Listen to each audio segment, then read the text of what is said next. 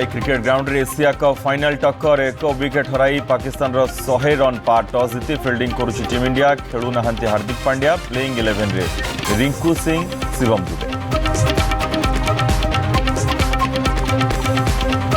बिहार विधानसभा सह होई पारे नुआपड़ा उपनिर्वाचन भारतीय निर्वाचन कमिशन केंद्रीय पर्यवेक्षक नियुक्त करने पर जोर धरिला चर्चा नुआपड़ा आसन दखल पर प्रस्तुति आरंभ करदेले 3 प्रमुख दल।